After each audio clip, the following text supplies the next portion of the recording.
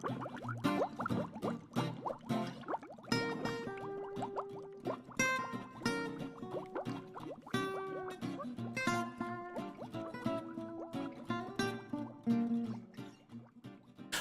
Colin here from Colin's Beauty Pages.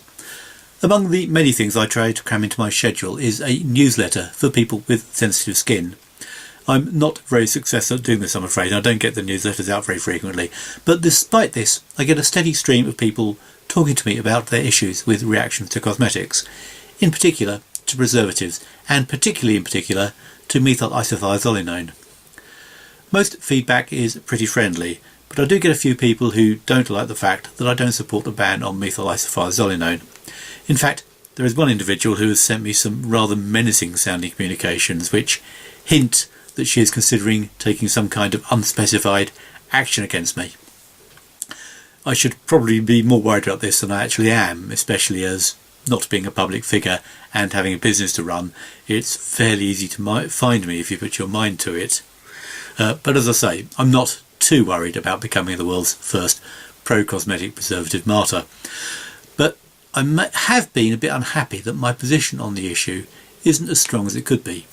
My line is that the problem with preservatives is they get overused. Formulators quickly notice that the parabens and the isothiazolinones work well and generate few reaction reports. So they use them and carry on using them. The result is that they become the most widely used preservative options. This is fine for most people, who, if they ever gave it a moment's thought, would probably agree that it's good that cosmetics use preservatives that cause minimal reactions. But if you do suffer from an allergic reaction to one of the widely used preservatives, then you have a problem. There aren't many alternatives out there for you. Banning preservatives or spreading scare stories about existing preservatives doesn't help overall. It just reduces the options still further. So my preferred solution is to improve labelling. The trouble is that cosmetics already have the preservatives that they use, including on the ingredient list, so we've already got an effective labelling system. But the way we do it has a number of drawbacks. For a start, a product might easily have 30 ingredients, most of which have very scientific sounding names, which are a challenge to read even if you are a chemist. And it also fails to take into account something quite important, which is that preservatives get used at different levels. Adding percentages to ingredient lists would further complicate them. So it's easy for me to suggest clearer labelling, but how exactly could it be done? I had, until a few days ago, no idea. But I was planning my work using the popular tool Trello the other day when I noticed something. Trello lets you use coloured labels to differentiate between different things you were working on. I noticed that I was getting my plans sorted out a lot quicker when I started colour coding them.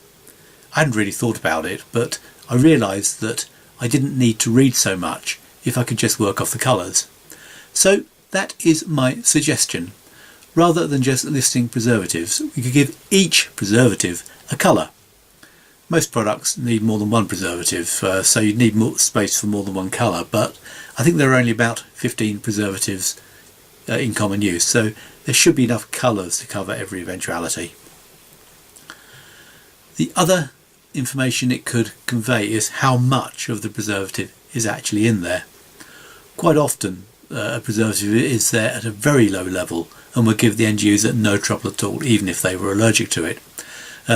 They're often simply carried over from ingredients and raw materials used. So if there was, say, a 5-point scale where if the product were at less than 20% of the maximum permitted use level, it only had a single coloured dot, up to 5 dots for the full amount, then people could make informed decisions about what they were allergic to. People who have serious reactions would probably still need to go to dermatologists to get patch tests and learn the name of the chemical that their immune system has the problem with. But for the majority of people who only have the odd rare reaction, it would make working out what the problem is much easier. If products with 5 purple dots bring you out in a rash, just avoid them. You don't even need to know what the chemical name is. That, at any rate, is my suggestion. It might work even without legislation if companies could be persuaded to adopt it voluntarily.